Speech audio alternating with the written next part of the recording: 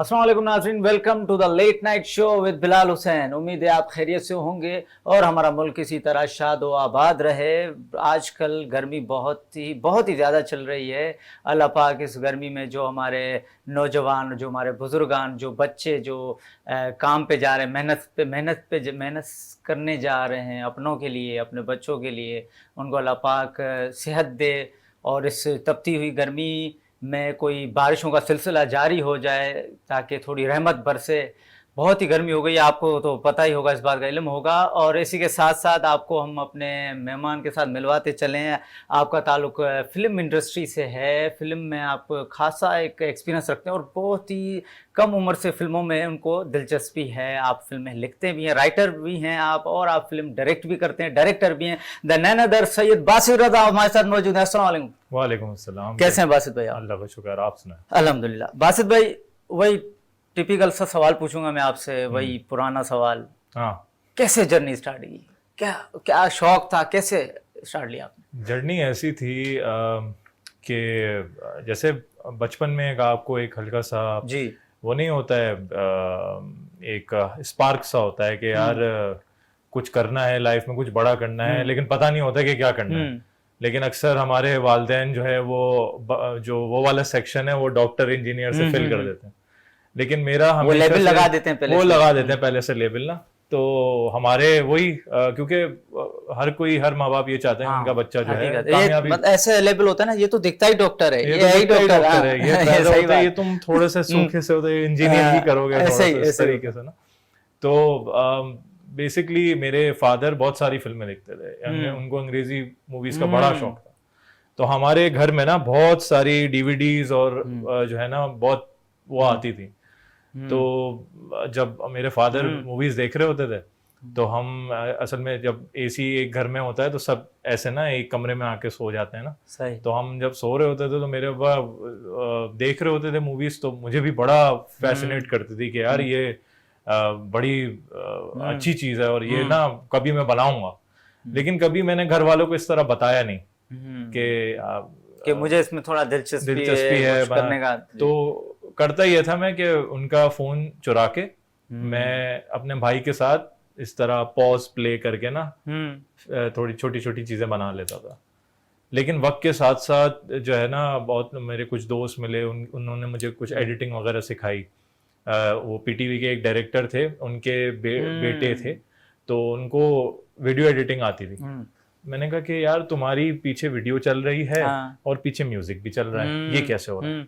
और एक वीडियो के बाद दूसरी वीडियो भी आ रही है, ये तो फोन में नहीं होता। उसने कहा भाई उसके लिए कंप्यूटर चाहिए होता है, ये करना होता है, वो करना होता है। मोबाइल में ऐसी टेक्नोलॉजी इतनी अच्छी नहीं थी। तो उस वक्त वो कीपैड वाले ज्यादातर फोन का था और इस तरीके से था। तो मैं उनके घर जाके एडिटिंग सीखा करता था। तो वो बड़ा उनका एक हाथ है इसमें, उन्होंने मुझे एडिटिंग सिखाई। और फिर उस दिन के बाद से फिर मैंने जो चीजें बनाई, खुद एडिट भी की, आहिस्ता आहिस्ता करके मैंने क्योंकि मैं उस वक्त छोटी एज का था तो कोई फिल्म पढ़ाता नहीं है। इतनी सी एज में कोई इंस्टीट्यूट नहीं है जो फिल्म पढ़ाता है। और ऑब्वियसली घर वालों को नहीं बता सकते थे कि भाई ऐसे, वो कहते थे चलो शौकिया कर रहा है तो करने दो। तो मैं क्या करता था, यूट्यूब हमारा ना एक बहुत अच्छा प्लेटफॉर्म है हमारा, एक बहुत कुछ है उसके अंदर, हर चीज अवेलेबल है। अगर कोई अब तो हर चीज अवेलेबल है। पहले तो फिर भी थोड़ा बहुत डाउट होता था, ये नहीं मिलेगा यूट्यूब पे, अब तो हर चीज है जी। तो मोबाइल में हम पैकेज करवाते थे और उसको पीसी से कनेक्ट करके, घर में इंटरनेट का भी थोड़ा सा था इशू, तो मैं इस तरीके से करके मैं डाउनलोड कर लेता था वीडियोस। अब वो मैं देखता रहता था कि फिल्म लिखी कैसे जाती है, लाइटिंग कैसे होती है, तो एक्टर्स को कैसे आपने वो करना होता है, एक्टिंग क्या होती है, एक एक चीज के बारे में मैं बचपन से आगा हो गया उससे कि ये ऐसे होता है। उसके बाद मेरे फादर कोई फिल्म देख रहे थे, मुझे पता था कि ये कैसे हुआ है, कैमरा कहाँ रखा गया होगा और ये इसमें डायरेक्टर ने क्या किया होगा, फिल्म डायरेक्टर के नाम क्या हैं, ये सब आहिस्ता आहिस्ता करते करते करते करते जब हमारी इंजीनियरिंग हो गई तब हमने बोला कि उस वक्त से, इंजीनियरिंग से पहले से हम शॉर्ट फिल्म बनाना शुरू हो गए। अच्छा। दोस्तों के साथ मिलके हमारा एक चैनल था, हमने रखा था कराची वुड के नाम से। कराची वुड यानी हॉलीवुड, बॉलीवुड, कराची वुड। हम्म तो मेरे कुछ दोस्त थे, हम पहले वाइन्स वगैरह बनाते थे, फिर मैंने कहा नहीं यार, मेरी जगह वाइन्स नहीं है, मुझे कुछ कुछ करना है, यहाँ पे फिल्में नहीं कुछ अलग बनती। सा। और आपको पता है कि उस वक्त फिल्म इंडस्ट्री बिल्कुल ही डाउन थी, नहीं बनती थी फिल्में ज्यादा, मतलब अगर बनती भी थी तो वो फिर थोड़ी देर बाद चैनल पे आ जाती थी, वो कुछ इस तरह सिनेमा घरों का इतना वो नहीं था, रिवाज नहीं था। तो मैंने कहा कि यार फिल्म बनानी चाहिए, कुछ करना चाहिए, कुछ ऐसा करना चाहिए। तो मेरे दोस्तों ने बड़ा साथ दिया था, मेरा एक छोटी सी टीम थी। अच्छा, दोस्तों ने तो आपका साथ दिया था, घर वालों ने क्या कहा? घर वालों ने, अच्छा, घर वालों को जब मैंने बताया कि बहुत सीरियस मैं ये करना चाहता हूँ, तो क्योंकि मैंने थोड़ी बहुत शॉर्ट फिल्म बनाई हुई थी, मेरी वालदा को थोड़ा पोटेंशियल नजर आ गया था कि नहीं, अगर कर रहा है तो कुछ इसने तो किया है, कुछ बुरा नहीं लग रहा है इसके अंदर। मेरे फादर, क्योंकि फादर होते हैं, तो फादर ने कहा कि नहीं, ये इंडस्ट्री ऐसी है, थोड़ी खराब है, और इस तरीके की चीजें होती हैं, और फिर वो आ जाता है ना हमारा कल्चर, ट्रेडिशन, रिलीजन, बहुत सारी चीजें आ जाती हैं बीच नहीं, वो फिर बोलते हैं कि वो फहाश बना है, तो ये कैसे अपने आप को बचाएगा, ये करेगा, वो करेगा, पैसों का, चलो वो तो पैसों का इतना वो नहीं करते, बस बोलते हैं कि कामयाब वो होता है। बीच में फिर उन्होंने मुझे याद है कि मैं आर्मी में भी चला गया था, कैडेट उसमें भी चला गया था।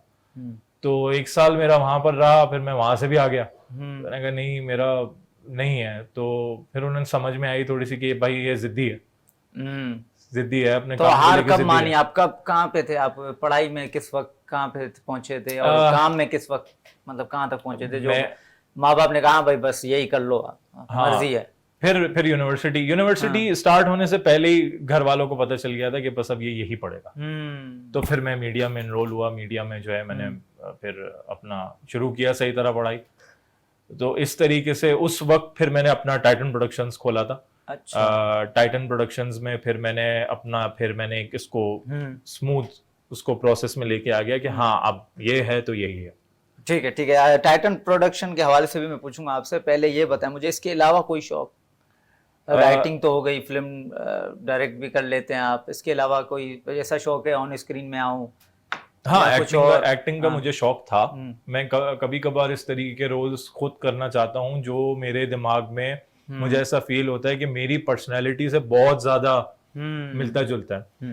मैं ये समझता हूँ कि अगर मैं प्रोफेशनल एक्टर तो नहीं हूँ, वो काम प्रोफेशनल एक्टर्स बहुत ज्यादा अच्छा कर सकते हैं, लेकिन कभी कभार कुछ कहानियां ऐसी होती हैं जो आपको खुद जिसका पार्ट होने में मजा आता है।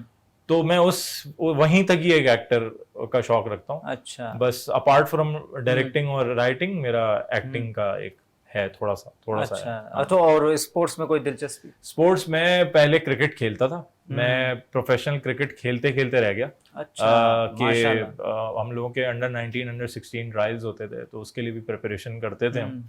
1-2 ट्रायल्स में गए भी हैं इस्लामाबाद में।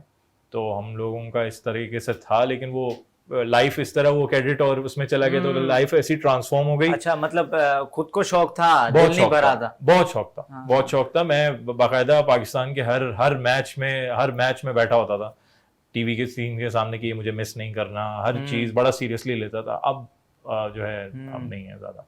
अच्छा था ना, हाँ, थोड़ा ऐसा हो भी जाता है। अच्छा, हॉबीज क्या है आपकी? हॉबीज मेरी फिल्म मेकिंग के अलावा मैं गेमिंग करता हूँ जी। मुझे गेमिंग करने में ज़्यादा मज़ा आता है। गेमिंग, अपना टाइम एंजॉय करना दोस्तों के साथ।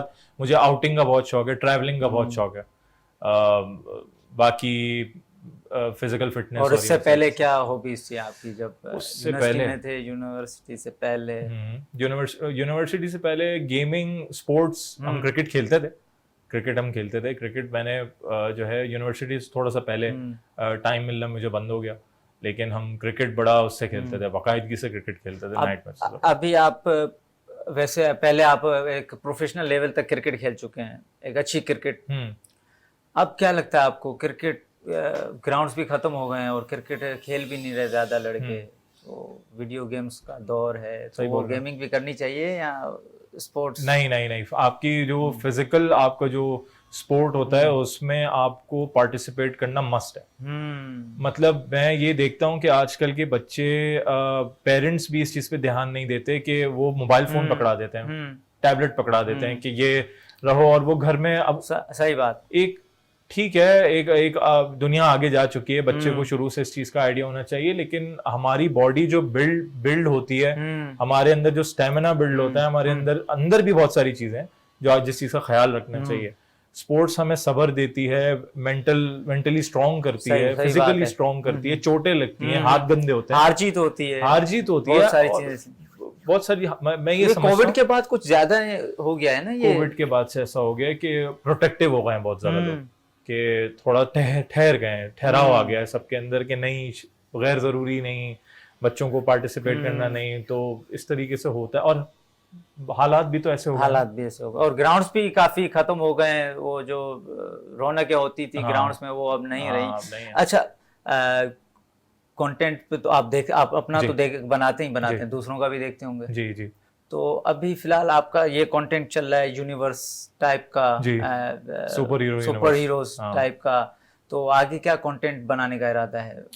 आगे देखें, मेरा कंटेंट वाइज अब पाकिस्तान में थोड़ा सा बेहतर कंटेंट आना शुरू हो गया है, क्योंकि लोगों को आइडिया हो गया कि कंटेंट बेसिकली क्या बनाया जा सकता है अगर उस पर तवज्जो दी जाए तो।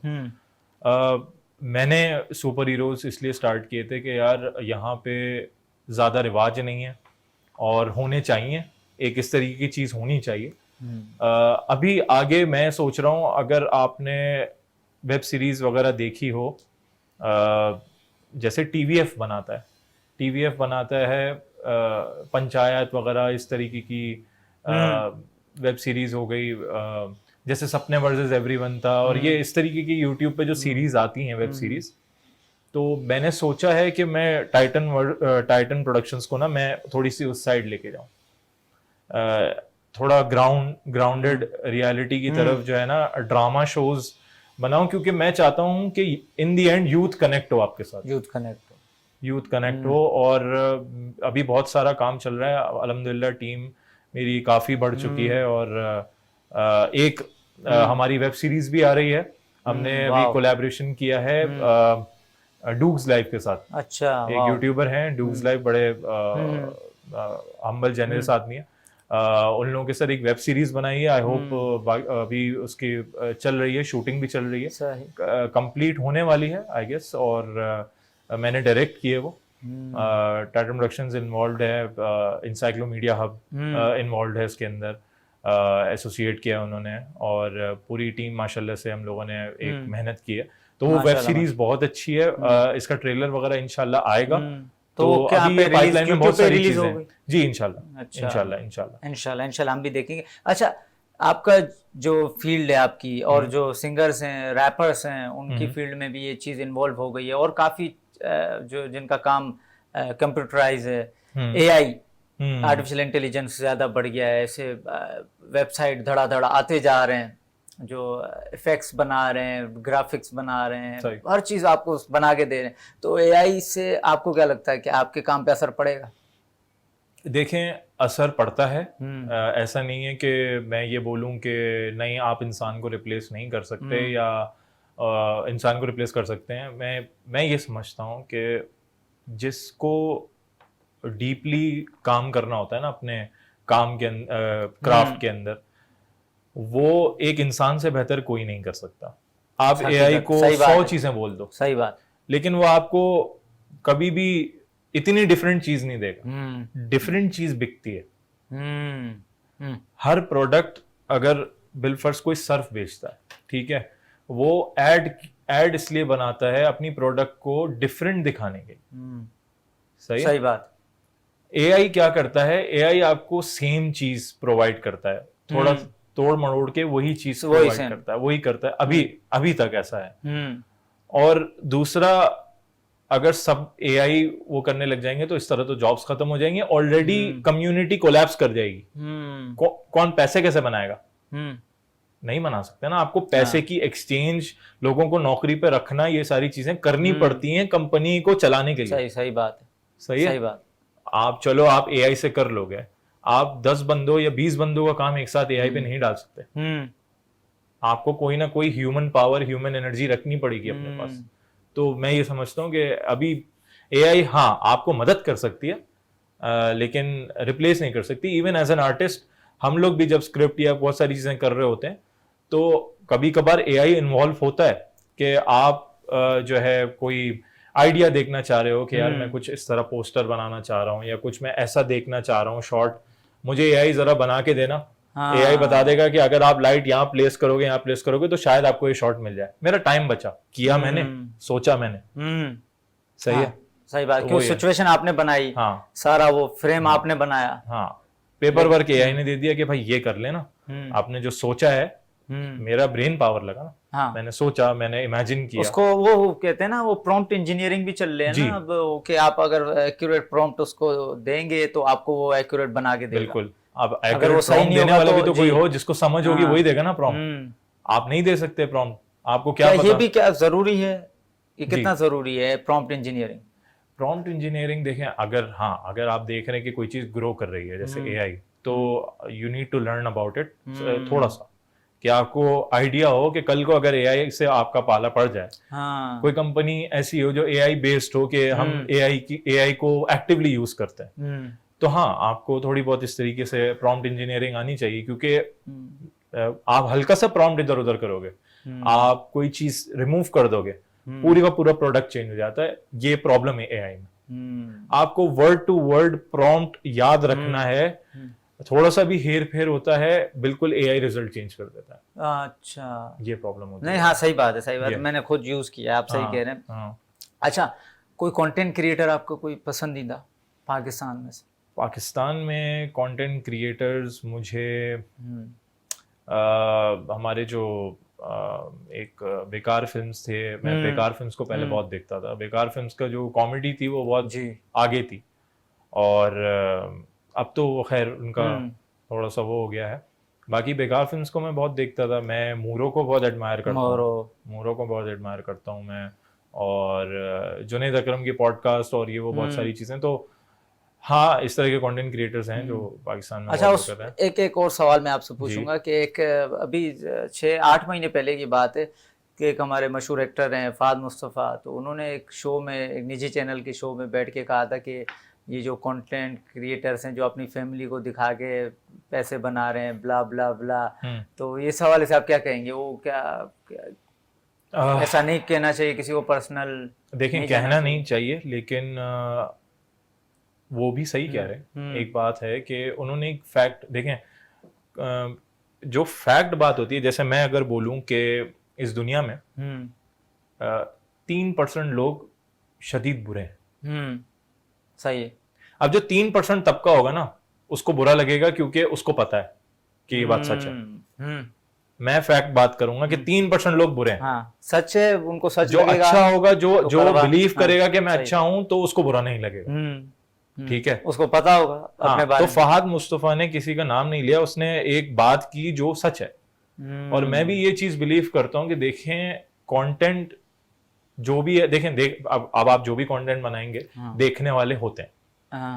अब आप कोई भी, सही बात, आप कोई भी फिल्म देख लें या कोई भी वेबसाइट पे जो चीजें पड़ी हुई होती हैं, उसकी भी देखने वाले मौजूद हैं, तभी वो बन रही हैं।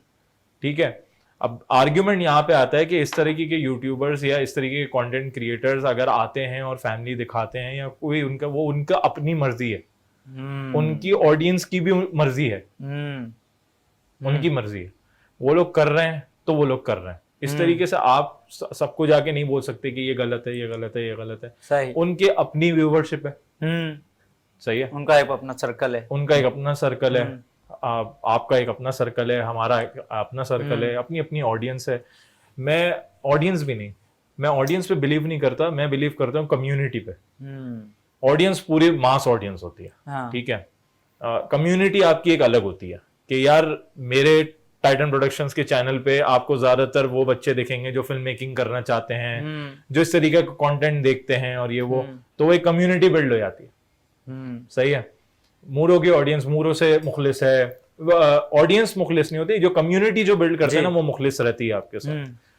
तो उनका एक अलग, मैं ये बोलूंगा कि एक क्या कहते हैं, एरिया है। अब सही गलत पे हम बात नहीं कर सकते, सही बात, गलत हकीकत। एक समझदार इंसान को पता है क्या नहीं है, हाँ। और उनको भी पता है क्या नहीं है क्या नहीं है, लेकिन अगर वो बनाए जा रहे हैं, बार बार कंटेंट प्रोड्यूस कर रहे हैं, तो उनको रिटर्न मिल रहा है इसलिए कर रहे हैं। चले बात ठीक ठीक है। अच्छा, हम वो आपसे मैं दोबारा पूछूंगा टाइटन प्रोडक्शन का, जी। कैसे स्टार्ट लिया? टाइटन प्रोडक्शन शुरू में कितने मेंबर्स थे आप, या फिर आप अकेले ही थे? कैसे जी। स्टार्ट लिया? टाइटन प्रोडक्शंस देखें, स्टार्ट बड़ा वही मैंने बोला ना कि कराची वुड था, उसके अंदर हमारे मेंबर्स थे, नबील, दो तो नबील थे, एक यासिर था, तो और अहमद था, तो हम लोगों ने वो गली के जो दोस्त नहीं होते हमारे मोहल्ले के दोस्त, उन लोगों ने मिलके स्टार्ट किया था।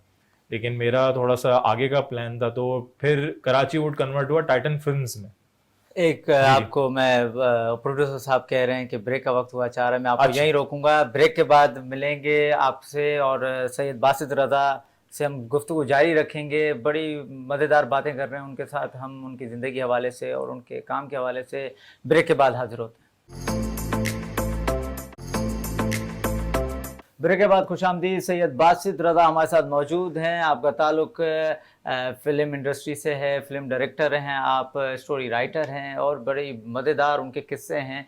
टाइटन प्रोडक्शन उनका अपना एक प्रोडक्शन है, उस हवाले से हम बात कर रहे थे कि कैसे आपने स्टार्ट लिया, तो उसको हम कंटिन्यू करते हैं। तो बासित भाई, कैसे कंटिन्यू आप यहाँ से करें, कैसे शुरू किया? टाइटन प्रोडक्शंस मैंने बताया कि पहले कराची वुड था। कराची वुड में मेरे दोस्त थे, नबील, जिसमें वाइन्स बनाते थे। जी, हम लोग, नबील, यासिर था और अहमद, हम लोग ये एक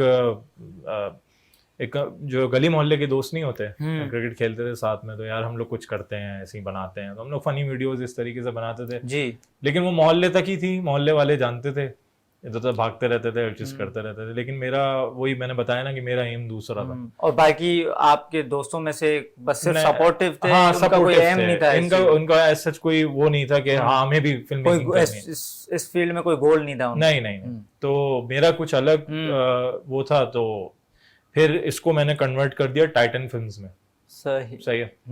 तो टाइटन फिल्म्स में जब मैंने कन्वर्ट किया, तो जो मेरे साथ लोग थे उन्होंने और सपोर्ट किया, हम लोगों ने काफी शॉर्ट फिल्म्स बनाई। ये वो एरा है जब फर्स्ट ईयर सेकंड ईयर में हम थे, सही। तो अभी यूनिवर्सिटी से पहले वही शॉर्ट फिल्म्स दिखा के घर वालों को कन्विंस किया कि मैं कुछ कर सकता हूँ। तो जो चीज हाथ लगी उससे बना के हम लोग करते थे, बड़ा सीरियसली उसको वो करते थे, और वो ऐसी चीजें करते थे जो मतलब फाइट सीन हो गए, ये हो गया, तो हम लोग बड़ा मोहल्ले वाले भी, अच्छा मोहल्ले वालों का एक पर्सपेक्टिव चेंज हो गया, उन्होंने कहा कि नहीं ये कुछ सीरियस है, ये मजाक मस्ती नहीं, आप कुछ ये लड़के कर सकते हैं, कुछ कर रहे हैं। खैर फिर टाइटन फिल्म्स का असल में हमारी कुछ फॉलोइंग बन गई थी, फिर हमारा पेज डिलीट हो गया। अच्छा जी, तो हमारा पेज डिलीट हुआ, कुछ तो उसके अंदर किसी ने रिपोर्ट किया? जी, वो हुआ ये कि इंडियन किसी चैनल ने वो उसको डिलीट कर दिया, क्योंकि मैंने इसके अंदर ना एक क्योंकि जब आप पोस्टिंग कर रहे होते हो तो आपको कुछ ना कुछ पोस्ट करना है, तो मैंने क्या किया था कि शाहिद अफरीदी के ऊपर ना एक ट्रिब्यूट डाल दिया था, अच्छा, बना के स्पेशल। सही है, तो उसमें कुछ क्लिप्स थी जो जिसमें इंडियन चैनल का लोगो भी आ रहा था। अच्छा, तो वो उनको नहीं अच्छा लगा, उन्होंने पूरा का पूरा चैनल ही वो जो है ना वो उड़ गया, फेसबुक पेज वगैरह सब उड़ गया, कॉपीराइट स्ट्राइक लग गई जी, वो बिल्कुल ही खत्म हो गया। अब वो खत्म हुआ तो फिर हमने कहा कि भाई अब आते हैं तो अच्छे से आते हैं वापस। तो उस वक्त मैं काफी लाइफ के उस फेज में चला गया था कि यार अब जो है ना अब पीछे नहीं हटना, ये पहला सेटबैक आ गया है, पहला एक धचका लग गया है, तो अब देखते हैं। तो दोस्तों से मैंने मशवरा किया, मैंने बोला कि यार अब टाइटन फिल्म्स नहीं रखते, अब अच्छा सा एक नाम रखते हैं, टाइटन प्रोडक्शंस नाम रखते हैं। तो हमने फिर वहां से टाइटन प्रोडक्शन की शुरुआत हुई।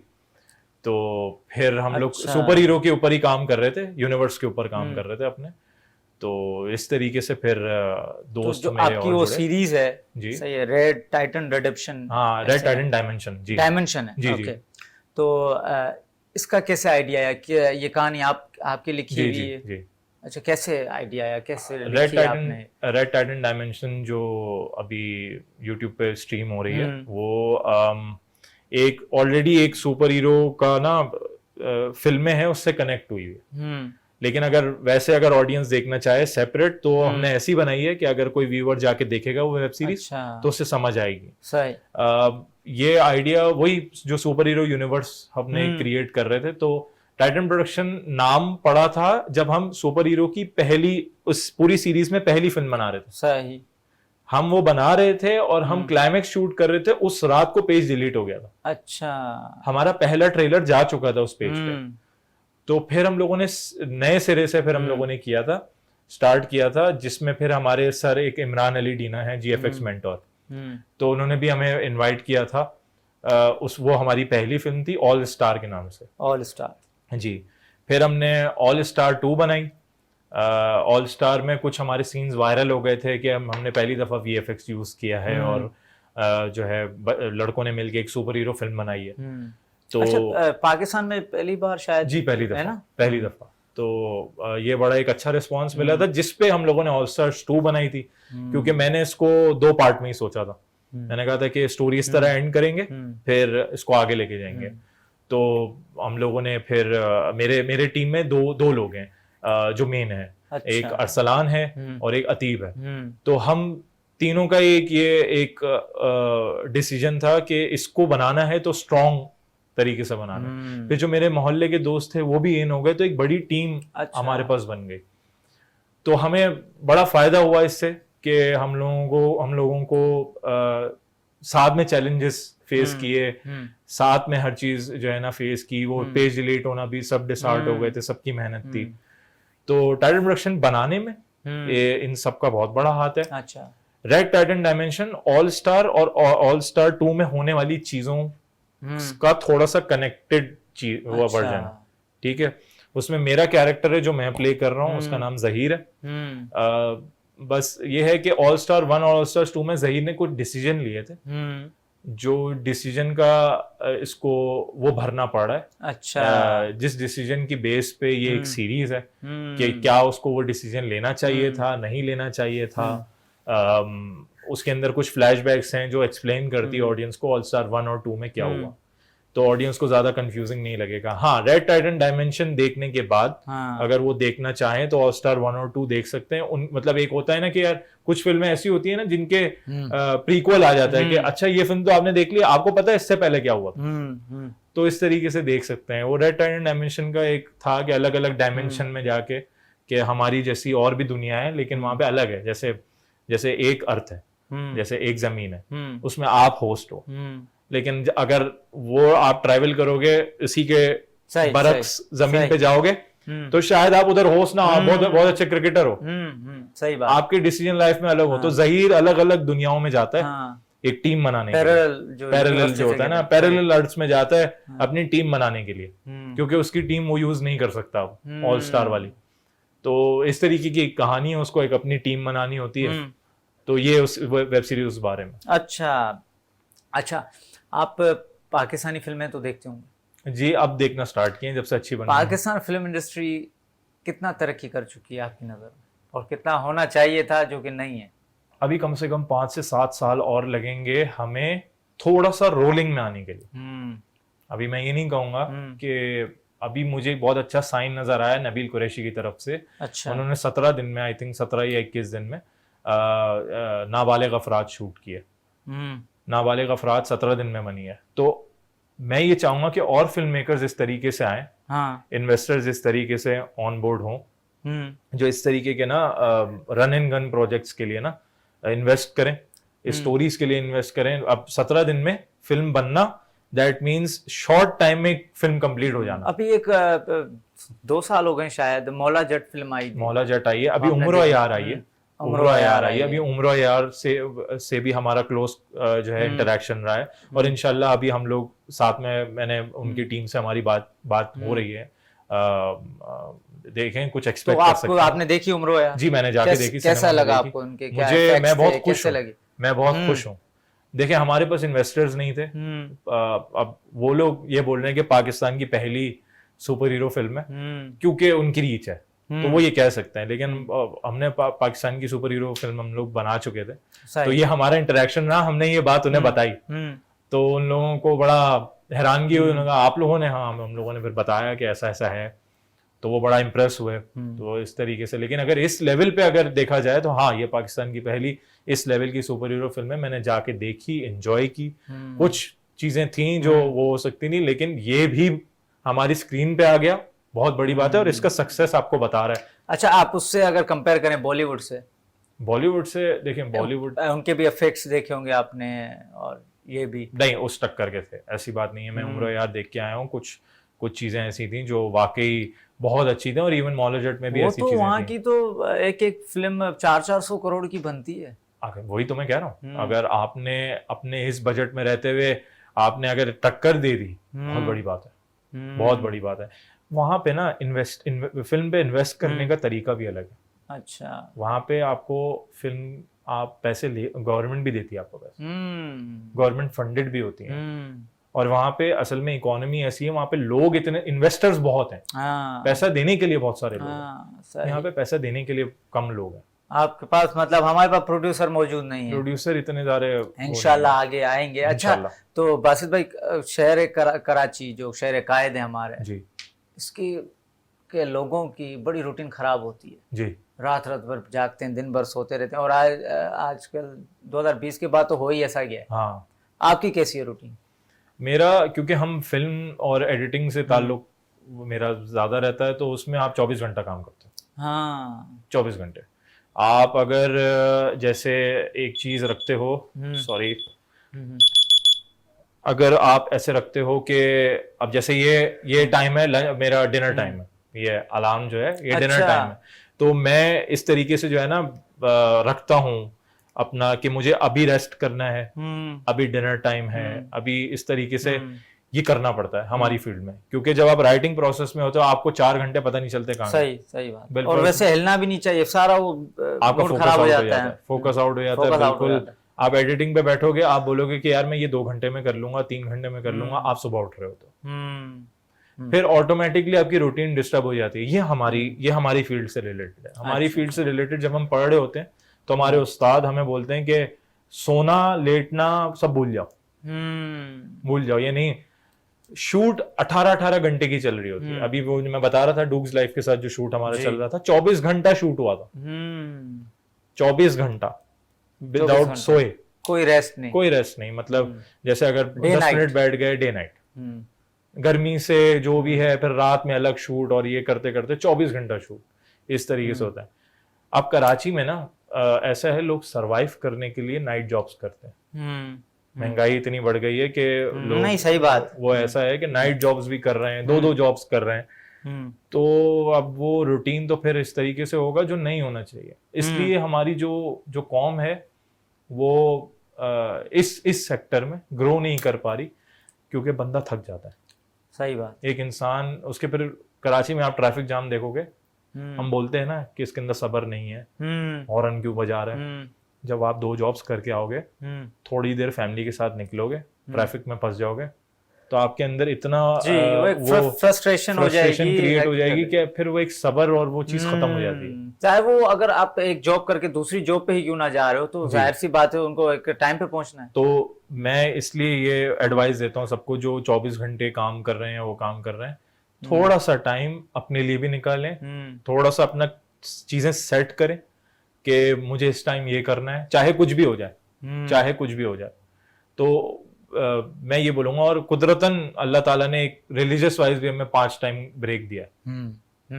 5 टाइम ऐसा नहीं है कि आपने नमाज पढ़ी, नमाज पढ़ने के बाद आप बैठते हो, तस्बीह करते हो, वो भी एक रिलैक्सेशन है। आप बैठे हुए होते हो, सही बात, अकेले बैठे हुए होते हो, आप तस्बीह पढ़ रहे होते हो, इस तरीके से कर रहे हो, तो आप उस चीज को भी फॉलो करेंगे, बहुत रिलैक्सेशन मिलेगा। अच्छा, जो स्टूडेंट्स ऐसा कर रहे हैं आजकल, पढ़ाई पे तो पढ़ा तो रहे हैं वो, लेकिन सारी रात जागते हैं, फिर वो दिन भर सोए रहते हैं, फिर उठते हैं। ये आपकी और मेरी जेब में जो रखा हुआ है ना, इसकी वजह से। जी हाँ, जैसे वो पहले होता था ना, एक टीवी घर में, तो जब टीवी बंद होता तो सार कोई सोया, 9-10 बजे बस बंद हो जाता। अब हर किसी के पास अपना टीवी है, ऐसा ही है।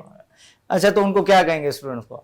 मैं ये बोलूंगा कि ये आपकी फिजिकल उसके लिए बहुत बुरा है, जो खास तौर पे ग्रोइंग स्टेज में, जो जिनकी अभी हाइट निकलनी है, जिनका वो सब हो रहा है। अभी जो बच्चे 8 में हैं, 7 में हैं, 9 में हैं, इनको चाहिए कि ये अपना रूटीन और फिजिकल एक्टिविटी दोनों का ख्याल रखें, क्योंकि ये आपकी बिल्डिंग ब्लॉक्स वाली एज होती है, इसमें आप बिल्ड कर रहे होते हो, आप बहुत सारी चीजें आपकी बॉडी में ग्रो कर रही होती हैं। मोबाइल ऑलरेडी रेडिएशन है, मोबाइल ऑलरेडी रेडिएशन है, आप ग्रोइंग स्टेज में इन चीजों से दूर, आप अपने बराबर में चार्जिंग पे लगा के यूज कर रहे हो। वही तभी ऐसा कहा जाता है कि जो नेक्स्ट जनरेशन आएगी वो ज्यादा थोड़ी सी फिजिकली और मेंटली कमजोर होगी, क्योंकि बहुत हसास मामला हो गया। नहीं, सही बात है। तो ऐसा है कि फिजिकल एक्टिविटी और कम स्क्रीन टाइम, ये दो चीजें जो है ना ग्रोइंग स्टेज में बच्चों को इसका वो करना चाहिए, ख्याल रखना चाहिए। अच्छा, एजुकेशन के बारे में आप क्या कहेंगे? एजुकेशन कैसा है अभी हमारा एजुकेशन निजाम? इम्पोर्टेंट, अच्छा कैसा चल रहा है अभी एजुकेशन निजाम? तो और बर्बाद हो गया है। मैं बोल रहा हूँ ना, मैंने खुद यूट्यूब से क्या प्राइवेटाइजेशन की वजह से, किसकी वजह से, क्या प्राइवेट हो गए सारे इदारे इस वजह से? इसीलिए वो किसी वजह से भी प्राइवेट हुए ना, क्योंकि आमतौर पे हमने ये इमेज बनाई हुई है कि गवर्नमेंट इदारे काम नहीं करते, जो कि सच है। गवर्नमेंट वाले इदारे में आप क्या है, आप मैं जब फर्स्ट ईयर सेकंड ईयर में एनरोल हुआ था, तो मैं इस्लामाबाद से मैट्रिक किया है, इस्लामाबाद में मैं फेडरल बोर्ड से मैट्रिक किया है। तो जब हम यहाँ वापस आए थे, मैं कुछ अर्से के लिए हम इस्लामाबाद में रहे थे, फिर हम जब यहाँ वापस आए थे तो यहाँ आके पता चला कि बच्चे कॉलेज नहीं जाते, नहीं जाते, एडमिशन ले लेते नहीं जाते। चलो जो जाते भी हैं वो बस वहीं घूम रहे होते हैं। तो मैं अपनी जब वालदा को लेके गया एडमिशन वगैरह के लिए, वो मुझे लेके गई, तो उन्होंने कहा देखो बच्चे तो फिर रहे हैं यूनिफॉर्म में, तो लेकिन मुझे दोस्तों वगैरह ने सब बता दिया था कि वहाँ पे नहीं होता ऐसा, नहीं है अब। तो फिर वो जब उन्होंने देखा तो वो भी शॉक हुई कि ऐसा है, कॉलेज ही नहीं जाते। तो जब आपकी बेस ही कॉलेज की बेस से ही, कुछ कॉलेजेस हैं, ऐसा नहीं है कि कुछ कॉलेजेस हैं उनका रूटीन उनका ऐसा होता है कि आपको आना है, लाजमी आना है, अटेंडेंस वाकई देखी जाती है, बड़े कॉलेजेस हैं। तो हमारी, क्योंकि मेरा ज्यादा पढ़ाई पे ध्यान नहीं था, तो परसेंटेज वाइज जो मिला हम गए तो वो देखा कि इस तरीके का हाल है। तो हमारा बेस ही थोड़ा सा खराब है, हमारा बेस थोड़ा सा। अभी आपकी 9th की बुक चेंज हुई है कंप्यूटर की जी, वो भी कोई वो चला था, एक कैंपेन चली थी जिसपे फिर चेंज हुई थी। आपको अपनी बुक्स चेंज कराने के लिए कैंपेन चलानी पड़ रही, आपको अपना आपका जो इदारा जो है अभी चेंज हुआ जी, आपका इदारा, आपके इदारे को इस चीज से खबर नहीं है कि हम जो टेक्स्ट बुक बच्चों को दे रहे हैं उसमें क्या क्या इंपॉर्टेंट है, क्या क्या आउटडेट हो चुका है, क्या क्या ऐड करना है। तो आप 9th में आप फ्लॉपी डिस्क पढ़ रहे हैं, वाकई ऐसा ही है, बताएं। तो अच्छा, स्टूडेंट्स के कहाँ तक नाअहली है इसमें? स्टूडेंट्स की नाअहली है, स्टूडेंट सवाल नहीं करते हैं। देखें हर चीज का मैं किसी भी चीज, कोई भी हम जो गलती करते हैं, हम गलती खुद नहीं करते, हमारे उस गलती के पीछे एक चेन होती है। अच्छा, जैसे अब मैं बोलूंगा स्टूडेंट सवाल नहीं करते, भला क्यों नहीं करते?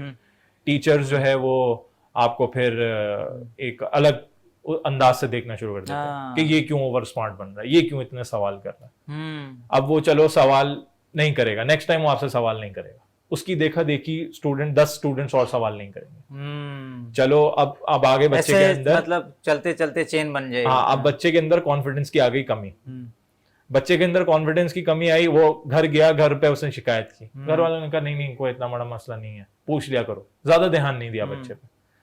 2 चीजें आ गई। अब इन 2 चीजों की वजह से बच्चे ने कभी सर से सवाल ही नहीं किया कि सर हम ये क्यों पढ़ रहे हैं। बहुत पॉइंट की बात की आपने। अच्छा, वक्त की बहुत किल्लत है। अच्छा, मुझे बताएं, फेवरेट एक्टर आपको कोई, हॉलीवुड से हो, बॉलीवुड से हो, या पाकिस्तानी, कोई भी? पाकिस्तानी मैं ये समझता हूँ कि हमारे जो सुपरस्टार में जो आते हैं, जो मुझे ऐसा लगता है कि बड़े पर्दे पे अच्छे लगते हैं, वो फाद मुस्तफा सही है।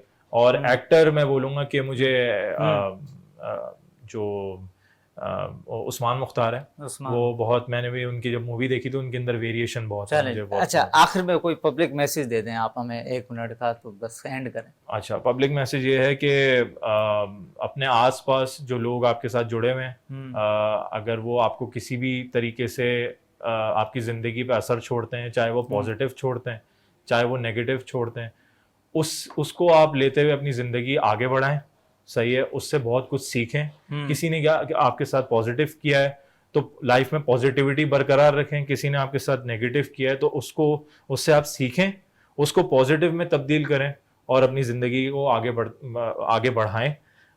इससे आपके काम, इससे आपकी फैमिली, इससे आपके दोस्त सब फायदा लेंगे अगर आप पॉजिटिव हो गए। माशाल्लाह माशाल्लाह। सैयद बासित रज़ा हमारे साथ मौजूद थे, उनकी हमने जर्नी के हवाले से बात की, डेली लाइफ रूटीन के हवाले से बात की, बहुत ही मज़ा आया।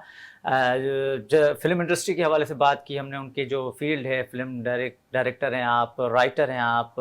मुझे और सैयद बासित रज़ा को इजाज़त दीजिए, मिलेंगे अगले हफ्ते। अल्लाह हाफिज़।